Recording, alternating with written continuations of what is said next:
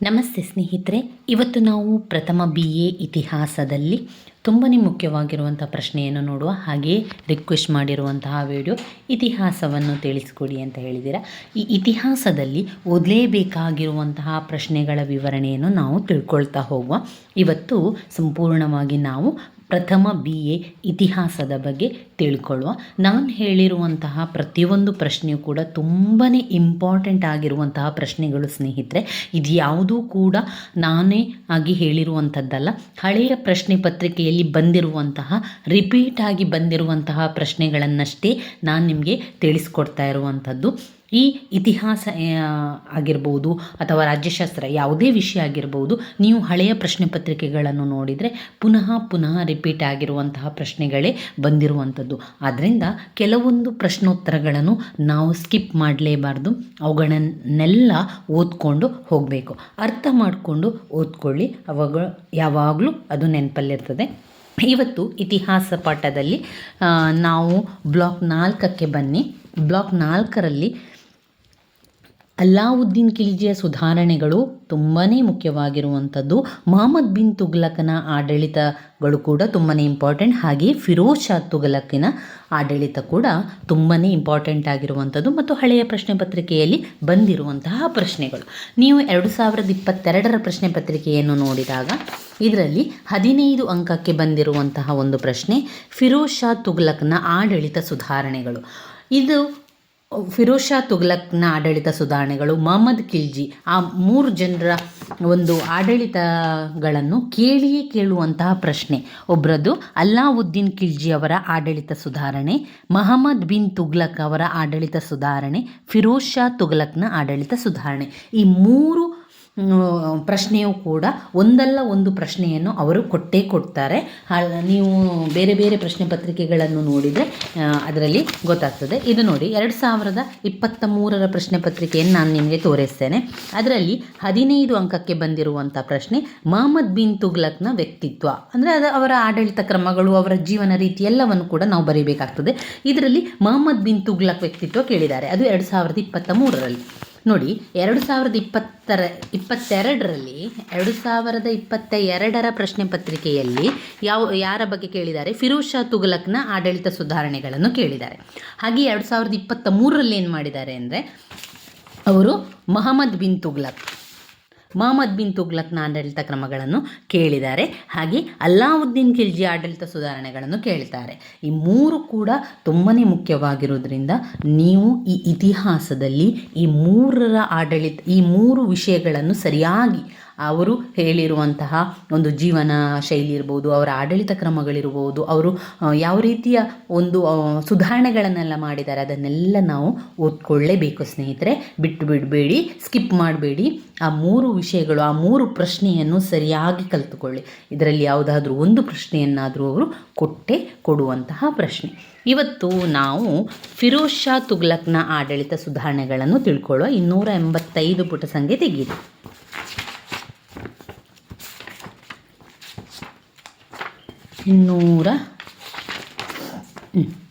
ನೋಡಿ, 285ರಲ್ಲಿ ಫಿರೋಜ್ ಶಾ ತುಘಲಕ್ನ ದಂಡಯಾತ್ರೆ, ಆಡಳಿತ ಕ್ರಮಗಳು ಎಲ್ಲ ಇದೆ. ನಾವು ಸ್ವಲ್ಪ ಎಲ್ಲವನ್ನು ನೋಡ್ಕೊಳ್ತಾ ಹೋಗುವ. ಯಾರು ಫಿರೋಜ್ ಶಾ ತುಘಲಕ್ ಯಾರು ಎನ್ನುವಂಥದ್ದನ್ನು ನಾವು ಮೊದಲಿಗೆ ಓದ್ಕೊಳ್ಬೇಕು. ಪಂಜಾಬಿನ ರಾಜ್ಯಪಾಲನಾಗಿದ್ದ ಫಾಜಿ ಮಲ್ಲಿಕ್ ಕೊನೆಯ ಖಿಲ್ಜಿ ಸುಲ್ತಾನ ನಾಸಿರುದ್ದೀನ್ ಖುಸ್ರುವನ್ನು ಕೊಂದು 1320ರಲ್ಲಿ ಸಿಂಹಾಸನವನ್ನು ಏರಿದನು. ಗಯಾಸುದ್ದೀನ್ ಎಂಬ ಬಿರುದನ್ನು ಇಟ್ಟುಕೊಂಡು ಸುಮಾರು 5 ವರ್ಷಗಳ ಕಾಲ ಆಳಿ ತುಘಲಕ್ ವಂಶದ ಆಳ್ವಿಕೆಗೆ ಅಡಿಪಾಯ ಹಾಕಿದನು. ಯಾರು? ಫಿರೋಜ್ ಶಾ ತುಘಲಕ್ನ ಬಗ್ಗೆ ಹೇಳುವಂಥದ್ದಿಲ್ಲಿ. ಇವನ ಮರಣಾನಂತರ ಮೊಹಮ್ಮದ್ ಬಿನ್ ತುಘಲಕ್ ಅಧಿಕಾರಕ್ಕೆ ಬಂದನು. ಆದರೆ ಅವನ ಆಳ್ವಿಕೆ ಜನರಿಗೆ ಸಾಕಷ್ಟು ಜಿಜ್ಞಾಸೆ ತಂದಿತ್ತು. ಅನಂತರ ಫಿರೋಜ್ ಶಾ ತುಘಲಕ್ ಆಳ್ವಿಕೆಯನ್ನು ನಡೆಸಿದನು. ಮೊಹಮ್ಮದ್ ಬಿನ್ ತುಘಲಕ್ನ ನಂತರ ಫಿರೋಜ್ ಶಾ ತುಘಲಕನು ಆಡಳಿತ ನಡೆಸಿದನು. ಆದರೆ ಅವನಲ್ಲಿ ಆಡಳಿತ ತಜ್ಞನಿಗೆ ಇರಬೇಕಾದ ಗುಣಗಳು ಇರಲಿಲ್ಲ. ಸೈಯದ್ ಸಂತತಿಯಲ್ಲಿ ಬಂದ ಅರಸರು ಅಸಮರ್ಥತೆಯೇ ಉಳ್ಳವರಾಗಿದ್ದರು. ಲೂದಿ ಸಂತತಿ ದೆಹಲಿ ರಾಜ್ಯದ ಕೊನೆಯ ಸಂತತಿ ಹಾಗೂ ದೆಹಲಿ ಸುಲ್ತಾನರ ಸಾಮ್ರಾಜ್ಯದ ಪತನಕ್ಕೆ ಕೂಡ ಕಾರಣವಾಯಿತು. ಫಿರೋಜ್ ಶಾ ತುಘಲಕ್ ಓರ್ವ ಪ್ರಗತಿಪರ ಆಡಳಿತ ತಜ್ಞ. ಅವರು ಆಡಳಿತ ತಜ್ಞರಾಗಿದ್ದರು. ಫಿರೋಜ್ ಶಾ 1309ರಲ್ಲಿ ಜನಿಸಿದರು. ಅವರ ತಂದೆ ರಾಜ್ಬ, ತಾಯಿ ಭಟ್ಟಿ ರಜಪೂತ್ ರಣಮಲ್ಲನ ಮಗಳು ನೈಲಾ. ತಾಯಿ ಹಿಂದೂ ಸ್ತ್ರೀಯಾದರೂ ಫಿರೋಜ್ ಮಾತ್ರ ನಿಷ್ಠಾವಂತ ಸಂಪ್ರದಾಸ್ಥ ಮುಸ್ಲಿಂ ಆಗಿಯೇ ಉಳಿದ. ಮಹಮ್ಮದ್ ಬಿನ್ ತುಘಲಕ್ ಆಳ್ವಿಕೆಯಲ್ಲಿ ಉನ್ನತ ಪದವಿಯಲ್ಲಿದ್ದಂತಹ ಫಿರೋಜ್ ಆಡಳಿತದಲ್ಲಿ ಹಾಗೂ ಯುದ್ಧ ವಿದ್ಯೆಯಲ್ಲಿ ನುರಿತವನಾದರೂ ಅದಾವುದರಲ್ಲೂ ವಿಕ್ರಮವನ್ನು ಸಾಧಿಸಲಿಲ್ಲ. ಫಿರೋಜ್ ಶಾ ತುಘಲಕನ ಕೆಲವೊಂದು ದಂಡಯಾತ್ರೆಗಳೆಲ್ಲಾಯಿತು. ಫಿರೋಜ್ ಶಾ ತುಘಲಕ್ ಸೌಮ್ಯ ಸ್ವಭಾವವುಳ್ಳವನಾಗಿದ್ದನೇ ಹೊರತು ದಂಡನಾಯಕನಿಗೆ ಇರಬೇಕಾದ ಲಕ್ಷಣವನ್ನು ಅವನು ಹೊಂದಿರಲಿಲ್ಲ. ಅಂದರೆ ಸೌಮ್ಯ ಸ್ವಭಾವವನ್ನು ಅವನು ಹೊಂದಿದ್ದವನು ಅಂತ ಹೇಳಲಾಗಿದೆ. ನಂತರ ಬಂಗಾಳದ ವಿರುದ್ಧ ಯಾವುದೆಲ್ಲ ರೀತಿಯ ದಂಡಯಾತ್ರೆಯನ್ನು ಮಾಡಿದ್ದಾನೆ ಎನ್ನುವಂಥದ್ದನ್ನು ಜಸ್ಟ್ ಈ ಪಾಯಿಂಟ್ಸ್ಗಳನ್ನು ಮಾತ್ರ ನೀವು ಓದ್ಕೊಳ್ಳಿ, ಹಾಗೆ ಅದನ್ನು ಬರೆದು ಸ್ವಲ್ಪ ವಿವರಿಸಿ ಅಷ್ಟೇ. ಬಂಗಾಳದ ವಿರುದ್ಧ ದಂಡಯಾತ್ರೆ ಮಾಡಿದ, ಜಾರ್ಜ್ ನಗರದ ಆಕ್ರಮಣ ಮಾಡಿದ, ನಗರಕೋಟೆಯ ಆಕ್ರಮ ಮಾಡಿದ, ಸಿಂಧು ಆಕ್ರಮಣವನ್ನು ಮಾಡಿದನು. ಇನ್ನು ಅವನ ಆಡಳಿತ ಕ್ರಮಗಳೇನು, ಏನೆಲ್ಲ ಪದ್ಧತಿಗಳನ್ನೆಲ್ಲ ಮಾಡಿದ, ಏನೆಲ್ಲ ಸುಧಾರಣೆಗಳನ್ನು ಮಾಡಿದ ಎನ್ನುವಂಥದ್ದನ್ನು ತಿಳ್ಕೊಳ್ಬೇಕು. ಫಿರೋಜ್ ಶಾ ಆಡಳಿತ ಕ್ಷೇತ್ರದಲ್ಲಿ ತಂದ ಸುಧಾರಣೆಗಳು ತುಂಬಾ ಎಲ್ಲರೂ ತಿಳ್ಕೊಳ್ಳುವಂಥದ್ದು. ಸಂಪ್ರದಾಯಸ್ಥ ಮುಸ್ಲಿಮನಂತೆ ವರ್ತಿಸಿದ ಫಿರೋಜನಿಗೆ ಸುನ್ನಿ ಮುಸ್ಲಿಮರ ಬೆಂಬಲ ತಾನಾಗಿ ಒದಗಿ ಬಂದಿತು. ತೆರಿಗೆಯ ಹೊರೆಯನ್ನು ಫಿರೋಜ್ ಶಾ ಕಡಿಮೆ ಮಾಡಿದನು. ರಾಜ್ಯಕ್ಕೆ ರೈತರು ಕೊಡಬೇಕಾಗಿದ್ದ ಸಾಲವನ್ನು ವಜಾ ಮಾಡಿದ್ದುದಲ್ಲದೆ ಅವರು ಹಿಂದಿನ ಆಳ್ವಿಕೆಯಲ್ಲಿ ಅನುಭವಿಸಿದ ನಷ್ಟವನ್ನು ತುಂಬಿಕೊಟ್ಟನು. ಕೆಲವು ಕ್ರೂರ ಕಾನೂನುಗಳನ್ನು ವಜಾ ಮಾಡಿ ಜನರ ಪ್ರೀತಿಗೆ ಪಾತ್ರನಾದನು. ನೋಡಿ, ಅವರು ಸೌಮ್ಯ ಸ್ವಭಾವವುಳ್ಳವರಾಗಿದ್ದರು. ಹಾಗೆಯೇ ಹಿಂದಿನ ರಾಜರು ಮಾಡಿದಂತಹ ನಷ್ಟಗಳನ್ನೆಲ್ಲ, ರೈತರಿಗಾದಂತಹ ನಷ್ಟಗಳನ್ನೆಲ್ಲ ತುಂಬಿಕೊಟ್ಟನು. ಅಷ್ಟೇ ಅಲ್ಲದೆ ಕಂದಾಯವನ್ನು ಕೂಡ ಕಡಿಮೆ ಮಾಡಿದನು. ತೆರಿಗೆಯ ಹೊರೆಯನ್ನು ಏನು ಮಾಡಿದನು, ಕಡಿಮೆ ಕೂಡ ಮಾಡುತ್ತಾನೆ. ಅವನ ಆಡಳಿತ ಕ್ರಮದಲ್ಲಿ ಒಂದೊಂದನ್ನೇ ನೋಡ್ತಾ ಹೋಗುವ. ಮೊದಲಿಗೆ ಕಂದಾಯ ಪದ್ಧತಿ. ಹಿಂದಿನವರ ಆಳ್ವಿಕೆಯಲ್ಲಿ ಜಾರಿಯಲ್ಲಿದ್ದ ತೆರಿಗೆಗಳಲ್ಲಿ ಸುಮಾರು 24 ನ್ಯಾಯಸಮ್ಮತವಲ್ಲದ ತೆರಿಗೆಗಳನ್ನು ಅವನು ರದ್ದುಗೊಳಿಸ್ತಾನೆ. 24 ಒಂದು ಸರಿಯಾದ ನ್ಯಾಯಯುತ ಅಲ್ಲದಂತಹ ತೆರಿಗೆಯನ್ನು ಅವನು ತೆಗೆದುಹಾಕ್ತಾನೆ. ಇಸ್ಲಾಂ ಕಾನೂನು ಸಂಹಿತೆಯ ಆಧಾರದ ಮೇಲೆ ಕೇವಲ 4 ತೆರಿಗೆಗಳನ್ನು ಮಾತ್ರ ವಿಧಿಸ್ತಾನೆ. 4 ತೆರಿಗೆಗಳು ಮಾತ್ರ. ಫಿರೋಜ್ ಜಾರಿಗೆ ತಂದಂತಹ 4 ತೆರಿಗೆಗಳು ಯಾವುದೆಂದರೆ, 1. ಭೂಮಿಯ ಉತ್ಪನ್ನದ 10ನೇ 1 ಭೂಕಂದಾಯ ಖರಾಜ್. 2. ಧಾರ್ಮಿಕ ಉದ್ದೇಶಗಳಿಗಾಗಿ ಮುಸ್ಲಿಮರಿಂದ 2/2 ಆಸ್ತಿಪಾಸ್ತಿಗಳ ಮೇಲಿನ ತೆರಿಗೆ. 3. ಹಿಂದೂಗಳ ಮೇಲೆ ವಿಧಿಸಲಾಗಿದ್ದ ತಲೆಗಂದಾಯ. 4. ರಣರಂಗದಲ್ಲಿ ಪ್ರಾಪ್ತವಾದ ಸಂಪತ್ತಿನ 5/1 ಇವುಗಳ ಜೊತೆಗೆ ರೈತರ ಉತ್ಪನ್ನದ 10% ಬೇಸಾಯದಲ್ಲಿ ಪಡೆದು ನೀರಾವರಿಯ ಬಾಬ್ತಿಗೆ ಕೊಡಬೇಕಾಗಿತ್ತು. ಈ 4 ರೀತಿಯ ತೆರಿಗೆಗಳನ್ನು ಅವರು ಹಾಕ್ತಾರೆ. ಫಿರೋಜ್ ಶಾ ಕೆಲವು ಪಟ್ಟಣಗಳನ್ನು ಕೂಡ ನಿರ್ಮಿಸ್ತಾನೆ. ಕೆಲವು ವಿಶೇಷವಾದ ಪಟ್ಟಣಗಳು ಬೇರೆ ಬೇರೆ ರೀತಿಯಲ್ಲಿರ್ತದೆ. 100 ಗೋರಿಗಳು, 5 ಆಸ್ಪತ್ರೆಗಳು, 30 ಮಹರ್ಗಳು, 4 ಮಸೀದಿಗಳು, ಈ ರೀತಿಯಾಗಿ ಅನೇಕ ಪಟ್ಟಣಗಳನ್ನು ಕೂಡ ನಿರ್ಮಿಸ್ತಾನೆ. 100 ಸೇತುವೆಗಳನ್ನು ಕೂಡ ನಿರ್ಮಿಸಿ ಎಂದು ಹೇಳಲಾಗಿದೆ. ಆಂತರಿಕವಾಗಿ ಮುಕ್ತ ಮಾರುಕಟ್ಟೆ ವ್ಯಾಪಾರ ಅಭಿವೃದ್ಧಿಯನ್ನು ಮಾಡ್ತಾನೆ. ಇನ್ನು ನ್ಯಾಯಾಡಳಿತದಲ್ಲಿ ಸುಧಾರಣೆ. ನ್ಯಾಯ ಆಡಳಿತದಲ್ಲಿ ಏನೆಲ್ಲ ಸುಧಾರಣೆಗಳನ್ನು ಮಾಡಿದ್ದಾರೆ?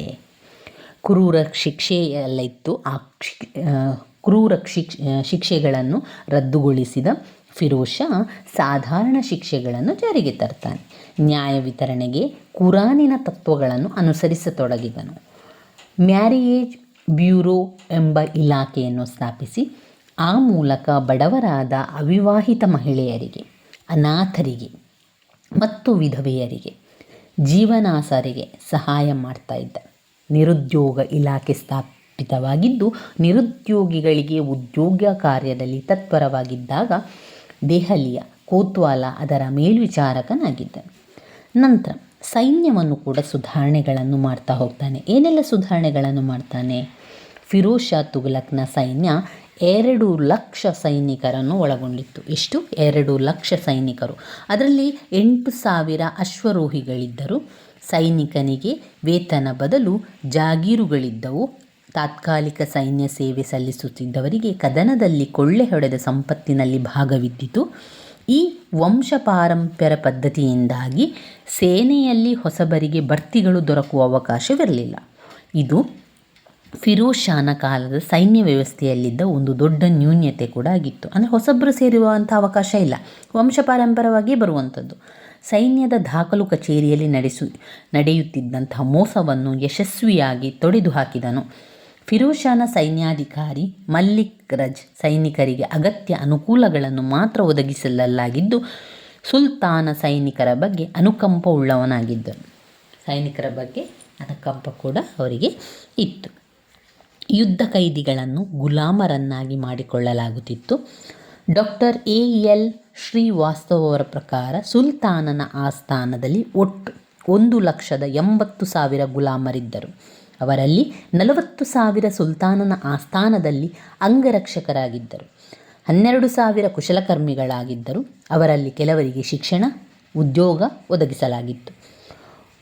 ಉಲೇಮಗಳಂತೆ ಇವರು ದಿನ ಕಳೆದಂತೆ ಆಡಳಿತದಲ್ಲಿ ಪ್ರವೇಶಿಸತೊಡಗಿದರು. ಇದು ದೆಹಲಿ ಸುಲ್ತಾನರ ಪತನಕ್ಕೆ ಒಂದು ಕಾರಣವಾಯಿತು. ಇನ್ನು ಧಾರ್ಮಿಕ ನೀತಿಗಳನ್ನೆಲ್ಲ ಮಾಡ್ತಾರೆ. ಏನೆಲ್ಲ ಧಾರ್ಮಿಕ ನೀತಿಗಳನ್ನು ಮಾಡ್ತಾ ಹೋಗ್ತಾರೆ? ಧಾರ್ಮಿಕ ವಿಚಾರದಲ್ಲಿ ಅನ್ಯ ಧರ್ಮ ಸಹಿಷ್ಣುರಾಗಿರದೆ ಅನ್ಯ ಧರ್ಮ ಸಹಿಷ್ಣುವಾಗಿರಲೇ ಇಲ್ಲ. ಇಸ್ಲಾಂ ಊರ್ಜಿತತೆಗಾಗಿ ಅವಶ್ಯವೆನಿಸಿದ ಯಾವ ಕಾರ್ಯವನ್ನು ಕೂಡ ಅವರು ಬಿಡಲಿಲ್ಲ. ಉಲೇಮಗಳಿಗೆ ಫಿರೋಜ್ ಶಾನ ಕಾಲದಲ್ಲಿ ಹೆಚ್ಚಿನ ಪ್ರಾಶಸ್ತ್ಯತೆಯನ್ನು ಕೊಡ್ತಾ ಇದ್ದರು. ಸುನ್ನಿ ಪಂಗಡದವರಾದ ಸುಲ್ತಾನ ಶಿಯಾ ಪಂಗಡದ ಮುಸ್ಲಿಮರೊಡನೆ ಕ್ರೂರವಾಗಿ ವರ್ತಿಸಿದ. ಅನೇಕ ಹಿಂದೂಗಳನ್ನು ಬಲವಂತವಾಗಿ ಇಸ್ಲಾಮಿಗೆ ಮತಾಂತರಗೊಳಿಸಿದರೆ ಕೆಲವರಿಗೆ ಹಣ ಮತ್ತು ಜಾಗೀರುಗಳನ್ನು ನೀಡಿ ಮತಾಂತರಗೊಳಿಸಿದ. ಉಳಿದವರು ಜಿಜಿಯಾ ಕಂದಾಯದ ಹೊರೆ ಹೊತ್ತು ಹಿಂದೂಗಳಾಗಿ ಉಳಿದರು. ಮುಸ್ಲಿಮರಾದವರು ಈ ತೆರಿಗೆಯಿಂದ ವಿಮುಕ್ತರಾಗಬಹುದಿತ್ತು. ದಯಾಪರನಾದ ಫಿರೋಜ್ ಶಾ ಅನೇಕ ಜನಹಿತ ಕಾರ್ಯಗಳನ್ನು ಕೂಡ ಮಾಡಿದನು. ನಿರುದ್ಯೋಗಿಗಳು, ಅನಾಥರು, ಅವಿವಾಹಿತ ಬಡ ಮಹಿಳೆಯರು ಮತ್ತು ವಿಧವೆಯರಿಗಾಗಿ ಜಾರಿ ಮಾಡಿದ ಕಲ್ಯಾಣ ಕಾರ್ಯಕ್ರಮಗಳನ್ನು, ಉಚಿತ ವೈದ್ಯಕೀಯ ಸೌಲಭ್ಯ ಹಾಗೂ ಕೃಷಿ ಕ್ಷೇತ್ರದಲ್ಲಿ ತಂದ ಸುಧಾರಣೆಗಳು ಮೆಚ್ಚುವಂಥದ್ದಾಗಿತ್ತು. ಇದೆಲ್ಲ ಕೂಡ ಬದಲಾವಣೆಗಳನ್ನು ಮಾಡಿರುವಂಥದ್ದು ಫಿರೋಜ್ ಶಾ ತುಘಲಕ್. ಕಂದಾಯ ಪದ್ಧತಿಯಲ್ಲಿ ಬದಲಾವಣೆ, ನ್ಯಾಯಾಡಳಿತದಲ್ಲಿ ಬದಲಾವಣೆ, ಸೈನ್ಯದಲ್ಲಿ ಬದಲಾವಣೆ, ಧಾರ್ಮಿಕ ನೀತಿಯಲ್ಲಿ ಬದಲಾವಣೆ, ಈ ರೀತಿಯ 4 ರೀತಿಯ ಬದಲಾವಣೆಗಳನ್ನು ಮಾಡಿರುವಂಥವು ಫಿರೋಜ್ ಶಾ ತುಘಲಕ್. ನಾವು ಫಿರೋಜ್ ಶಾ ತುಘಲಕ್ನ ಬಗ್ಗೆ ಬರಿಬೇಕಾದ್ರೆ ಸ್ವಲ್ಪ ಪೀಠಿಕೆಯನ್ನು ಓದ್ಕೊಳ್ಳಿ. ಫಿರೋಜ್ ಶಾ ತುಘಲಕ್ ಯಾರು ಎನ್ನುವಂಥದ್ದನ್ನು ನೀವು ಬರಿಬೇಕು. ಅದಾದ ನಂತರ ಫಿರೋಜ್ ಶಾನ ಬಗ್ಗೆ ಯಾರ ನಂತರ ಅವನು ಆಳ್ವಿಕೆಯನ್ನು ಮಾಡಿದ್ದಾನೆ ಎನ್ನುವಂಥದ್ದನ್ನು ಬರೀರಿ. ಮತ್ತು ಅವರು ಹೋದಂತಹ ದಂಡಯಾತ್ರೆಗಳನ್ನು ಸ್ವಲ್ಪ ಬರೀರಿ. ಅದಾದ ನಂತರ ಆಡಳಿತ ಕ್ರಮಗಳ ಬಗ್ಗೆ ಬರೀರಿ. ಆಡಳಿತ ಕ್ರಮದಲ್ಲಿ ಕಂದಾಯ ಪದ್ಧತಿ, ನ್ಯಾಯಾಡಳಿತ ಸುಧಾರಣೆ, ಸೈನ್ಯ ಪದ್ಧತಿ, ಧಾರ್ಮಿಕ ನೀತಿಯನ್ನು ಸರಿಯಾಗಿ ಪಾಯಿಂಟ್ಸ್ ಕಲ್ತ್ಕೊಳ್ಳಿ. ಅದರೊಳಗಿರುವಂತಹ ವಿಷಯವನ್ನು ತಿಳ್ಕೊಳ್ಳಿ. ಅಂದರೆ ಸ್ವಲ್ಪ ನಮಗೆ ಆಸಕ್ತಿ ಇರುವಂತಹ ವಿಷಯವೇ ಆಗಿದೆ, ಇಂಟ್ರೆಸ್ಟಿಂಗ್ ಆಗಿದೆ. ಯಾವ ರೀತಿ ಅವನು ಆಡಳಿತವನ್ನು ಮಾಡಿದ್ದಾನೆ ಎನ್ನುವಂಥದ್ದನ್ನು ಓದ್ತಾ ಹೋಗುವಾಗ ನಿಮಗೂ ಕೂಡ ಒಂಥರ ಆಸಕ್ತಿ ಬರ್ತದೆ. ಈ ರೀತಿಯಾಗಿ ರಾಜ್ಯವನ್ನು ಆಡಿದ್ರು, ಈ ರೀತಿಯಾಗಿ ಮಾಡಿದ್ರ ಎನ್ನುವಂತಹ ಒಂದು ಕುತೂಹಲ ಕೂಡ ನಮಗೆ ಬರ್ತದೆ. ಅದನ್ನು ಪಾಯಿಂಟ್ಸನ್ನು ಇಟ್ಕೊಂಡು ಅದರ ವಿವರಣೆಯನ್ನು ಬರಿತಾ ಹೋಗಿ 4 ಪಾಯಿಂಟ್ಸನ್ನು ಸಾಧಾರಣ 3 ಪುಟಗಳಲ್ಲಿ ಬರೆದು ನಮಗೆ 3ರಿಂದ 4 ಪುಟದಷ್ಟಾದರೂ ಬರಿಬಹುದು. 15 ಅಂಕಕ್ಕೆ ಬಂದಾಗ ನಾವು 4ರಿಂದ 5 ಪುಟದಷ್ಟಾದರೂ ಬರಿಬೇಕು. ತುಂಬ ಜನ ಕೇಳ್ತಿದ್ದೀರಿ ಎಷ್ಟು ಪುಟಗಳಷ್ಟು ಬರೆದ್ರೆ ಅಂಕಗಳು ಸಿಗ್ತದೆ ಅಂತ. ಇಂತಿಷ್ಟೇ ಪುಟಗಳಿರಬೇಕು ಎನ್ನುವಂಥದ್ದು ಅವರು ನಮಗೆ ಯಾವತ್ತೂ ಹೇಳೋದಿಲ್ಲ. ಅಂದರೆ ನಿಮಗೆ ಹೆಚ್ಚು ಬರೆದಷ್ಟು ನಿಮಗೆ ಅಂಕಗಳು ಕೂಡ ಹೆಚ್ಚು ಕೊಡ್ತಾರೆ. ಒಂದು ವೇಳೆ ನೀವು ಆ ಉತ್ತರವನ್ನು ಕೇವಲ 1 ಪುಟದಷ್ಟು ಬರೆದ್ರೆ ಅವರೇನು ಮಾಡ್ತಾರೆ, ಕಡಿಮೆ ಅಂಕಗಳನ್ನು ಕೊಡ್ತಾರೆ. ಸಾಧ್ಯ ಆದಷ್ಟು ಪುಟಗಳನ್ನು ಜಾಸ್ತಿ ಬರೆಯಿರಿ ಸ್ನೇಹಿತರೆ. ಇದರಿಂದ ನಮಗೆ ಅಂಕಗಳು ಕೂಡ ಹೆಚ್ಚಾಗ್ತದೆ, ಹಾಗೆ ನಮಗೆ ಪಾಸ್ ಮಾರ್ಕ್ ಕೂಡ ಸಿಗಲಿಕ್ಕೆ ಸಹಾಯ ಆಗ್ತದೆ ಎನ್ನುವಂಥ ಒಂದು ದೃಷ್ಟಿಯಿಂದ ಹೇಳ್ತಾ ಇರುವಂಥದ್ದು. ಸಾಧಾರಣ 15 ಅಂಕಕ್ಕೆ ನಾವು 4 ರಿಂದ 5 ಪುಟದಷ್ಟು ಆದರೂ ಬರೆದ್ರೆ ನಮಗೆ ಒಳ್ಳೆಯ ಅಂಕಗಳು ಸಿಗಲಿಕ್ಕೆ ಸಹಾಯ ಆಗ್ತದೆ. ಆ ಸರಿಯಾದ ಪಾಯಿಂಟ್ಸ್ಗಳನ್ನು ಕಲ್ತುಕೊಳ್ಳಿ. ಆ ಪಾಯಿಂಟ್ಸನ್ನೇ ಇಟ್ಕೊಂಡು ನಾವು ಪುಟಗಳನ್ನು ತುಂಬಿಸ್ತಾ ಹೋಗ್ಬೋದು. ಅದರ ವಿವರಣೆಯನ್ನು ಸ್ವಲ್ಪ ಜಾಸ್ತಿಯಾಗಿ ವಿವರಿಸ್ತಾ ಹೋದರೆ ಆಯಿತು. ಈ ರೀತಿಯಾಗಿ ಮಾಡಿಕೊಳ್ಳಿ. ಇದು ಫಿರೋಜ್ ಶಾ ತುಘಲಕ್ನ ಆಡಳಿತದ ಬಗ್ಗೆ. ಇದನ್ನು ಓದ್ಕೊಳ್ಳಿ, ಇದನ್ನು ಸ್ಕಿಪ್ ಮಾಡಬೇಡಿ. ತುಂಬಾ ಇಂಪಾರ್ಟೆಂಟ್ ಆಗಿರುವಂತಹ ಪ್ರಶ್ನೆ. ಹಾಗೆಯೇ ಇನ್ನೂ ಉಳಿದಿರುವಂಥ 2 ಆಡಳಿತ ಸುಧಾರಣೆಗಳನ್ನು ಕೂಡ ನಾನು ಆಗ ಹೇಳಿದೆಲ್ಲ, ಅದನ್ನು ಕೂಡ ಸರಿಯಾಗಿ ಓದ್ಕೊಳ್ಳಿ. ನೀವು ಕೇಳಿರುವಂತಹ ವಿಷಯಗಳನ್ನು ನನಗೆ ವಿವರಿಸಲಿಕ್ಕೆ ಸಾಧ್ಯ ಅಂತಾದರೆ ಖಂಡಿತವಾಗಿಯೂ ಕೂಡ ನಾನು ಅದನ್ನು ವಿವರಿಸಲಿಕ್ಕೆ ಪ್ರಯತ್ನಿಸ್ತೇನೆ. ನಿಮಗೆ ಯಾವ ವಿಷಯಗಳು ಬೇಕು ಎನ್ನುವಂಥದ್ದನ್ನು ನೀವು ಕಮೆಂಟ್ ಮೂಲಕ ತಿಳಿಸಿ. ಸಾಧ್ಯ ಆದಾಗ ನಾನು ಖಂಡಿತವಾಗಿಯೂ ಅದನ್ನು ವಿವರಿಸ್ತಾ ಹೋಗ್ತೇನೆ. ಇವತ್ತು ಇತಿಹಾಸದ ಬಗ್ಗೆ ತಿಳಿಸಿ ಅಂತ ಹೇಳಿದ್ದೀರ. ಖಂಡಿತವಾಗಿಯೂ ಇವತ್ತೆಲ್ಲವೂ ಕೂಡ ನಾನು ಆದಷ್ಟು ಇತಿಹಾಸದ ವಿಡಿಯೋವನ್ನು ಹಾಕಲಿಕ್ಕೆ ಪ್ರಯತ್ನಿಸ್ತೇನೆ. ನನ್ನ ವೀಡಿಯೋಸ್ ಎಲ್ಲ ನಿಮಗೆ ಇಷ್ಟ ಆಗಿದ್ದರೆ ಲೈಕ್ ಕೊಡಿ ಸ್ನೇಹಿತರೆ. ಧನ್ಯವಾದಗಳು.